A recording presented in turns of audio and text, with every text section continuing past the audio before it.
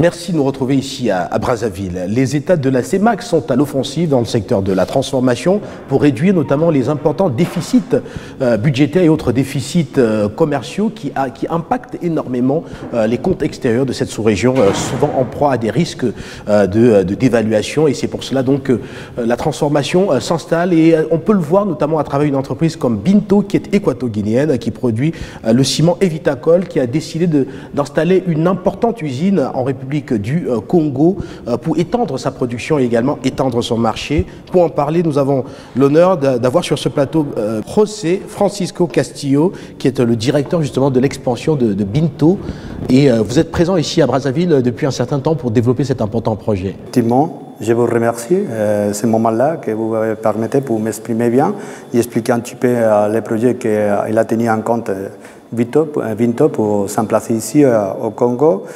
Et les choses que je veux vous dire, c'était que dans l'esprit qu'il y a de Binto, d'expansion dans la région panafricaine, on est emplacé ici justement pour développer la première usine dans notre stratégie d'exportation, une stratégie d'implanter ici l'usine dans un terrain environ de 10 000 m², avec une surface de 4 000 m², avec laquelle on va faire une production de 160 tonnes de ciment colle, avec l'idée d'exporter tout cela pour toutes les régions panafricaines. On était en collaboration et surtout notre idée et notre vision c'était toujours faire les choses de l'Afrique pour l'Afrique, c'est-à-dire de la Guinée équatoriale pour la République du Congo. Alors, transformer ces excellentes matières premières africaines pour limiter les importations sur le continent et garantir notamment une stabilité macroéconomique et également une stabilité politique, c'est ça effectivement Binto. Celui-là, c'est exactement les choses qu'on cherche, c'était limiter exactement les importations des autres pays et travailler toujours ensemble dans la CEMAC pour que nous pouvons se développer tous ensemble. Et en plus, dans un niveau de qualité, les mêmes que vous pouvez trouver dans n'importe quel pays. Parce qu'on travaille sur la base des meilleurs engins qu'on peut trouver, ce n'est pas des questions de location ni rien de cela. On travaille toujours à la première classe et avec des partenaires techniques qu'on peut trouver à l'Europe qui vont nous aider à développer ces usines et les autres usines qu'on a. Mais toujours, sera de 100% africain. C'est rien à voir avec l'Europe. Alors tout à l'heure, vous allez faire le point justement sur l'évolution de ce projet dans la salle de réunion qui est juste à côté.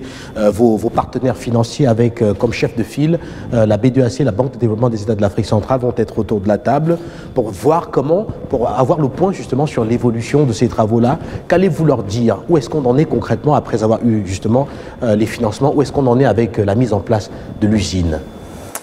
Oui, la question qu'on a vue maintenant, est-ce que l'investissement il va arriver au niveau de 8 000 millions de francs CFA.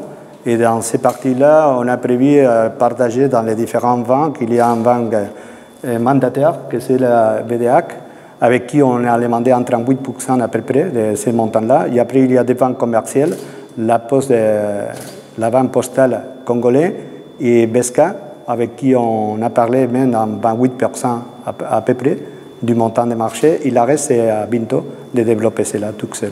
Donc espérons que dans cet entretien qu'on va faire aujourd'hui, on aura la possibilité de développer bien ce marché-là et on pourra avoir ces lignes de financement qui vont nous permettre de développer complètement le marché. Alors qu'attendez-vous aujourd'hui en termes de financement?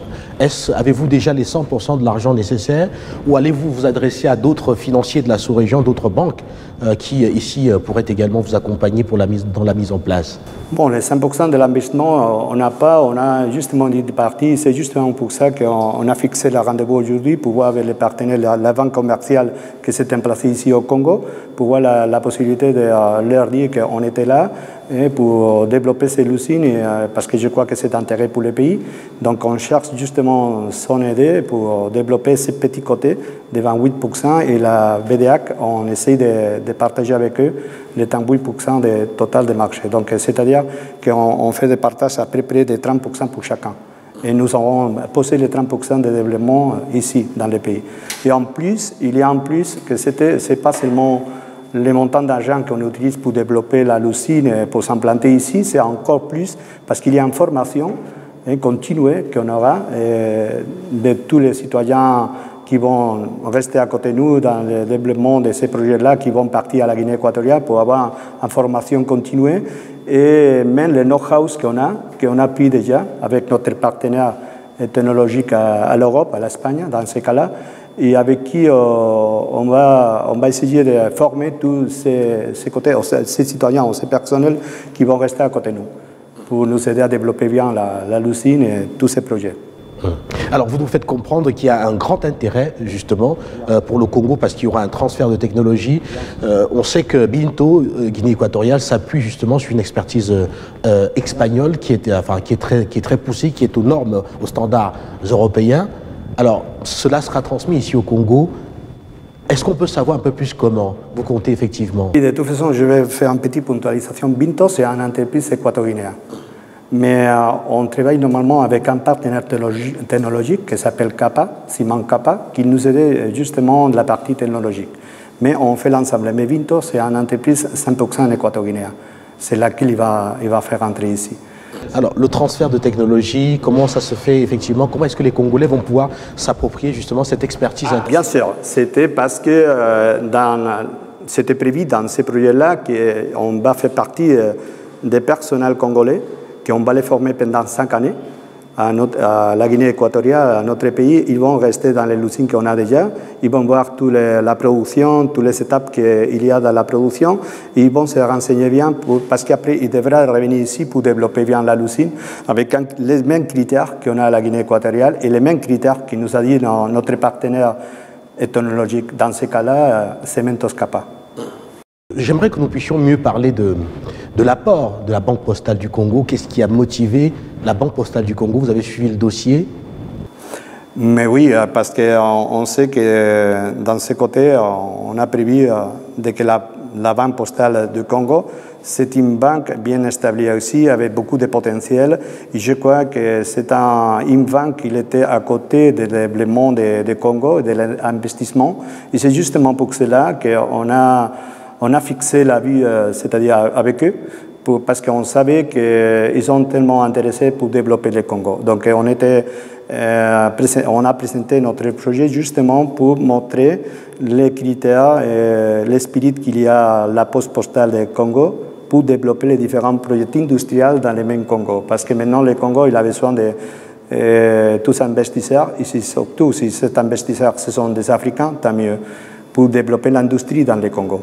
C'est justement parce que la postale de Congo, la Banque postale de Congo, c'est un banque qui est dans son esprit aider l'investissement dans le Congo. C'est justement pour cela.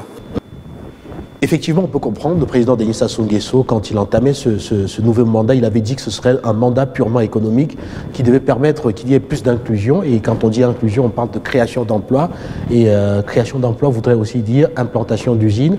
Ce qui peut expliquer d'ailleurs pourquoi est-ce que la Banque postale du Congo s'engage justement à travers cette opération. Alors je voudrais que nous puissions évoluer un peu pour voir aussi du côté de la Banque sino-congolaise pour l'Afrique.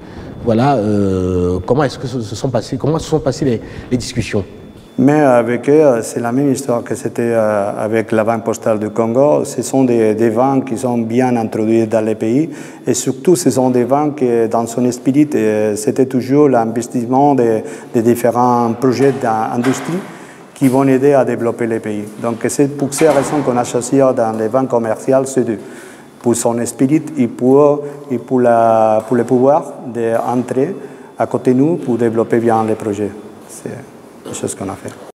Parfaitement. On va bientôt sortir de cet entretien parce qu'on va vous laisser aller à la présentation justement de l'évolution du projet aux partenaires financiers existants déjà et aux potentiels autres partenaires financiers qui vont également venir écouter pour voir à quel niveau est-ce qu'ils peuvent s'investir. On va sortir simplement en vous demandant quels sont... on sait que le marché congolais, c'est un peu plus de 6 millions de consommateurs. Beaucoup pensent que vous ciblez plutôt le Congo, la RDC de l'autre côté, avec notamment le pont Road Rail qui va bientôt relier Brazzaville à Kinshasa. Est-ce qu'on trahit peut-être un secret? Est-ce cela? Non, vraiment, on s'établit ici à Congo-Brazzaville parce que c'est une question stratégique. C'est-à-dire, à partir d'ici, on va attaquer les différents pays où nous allons travailler, mais surtout avec la production qu'on a c'était prévu dans la Lucine, on peut arriver à tous ces pays-là. Donc, à mon avis, ce n'est pas une question. c'est une question de justement, Brazzaville, on l'a choisi justement parce que la position stratégique qu'il y a le pays par rapport aux autres. Merci, merci à vous, José Francisco Castillo. Merci à vous d'avoir accepté cet entretien et nous vous souhaitons voilà, une très belle présentation. Merci beaucoup. Merci. Merci aux téléspectateurs de la télévision panafricaine. Nous allons rester dans les coulisses de cet important événement, à savoir la présentation de l'évolution de la mise en place de la cimenterie Binto ici en République du Congo. Nous aurons encore plus d'intervenants tout à l'heure pour vous permettre de comprendre déjà les différents engagements financiers autour de ce projet, notamment celui de la Banque de développement des États de l'Afrique centrale, celui également de la Banque sino-congolaise pour l'Afrique et également de la Banque postale du Congo. Nous aurons aussi les avis des autres potentiels partenaires financiers qui vont effectuer le déplacement et qui vont venir donc suivre ce projet pour voir à quel niveau est-ce qu'ils pourraient également investir. On se retrouve très très bientôt.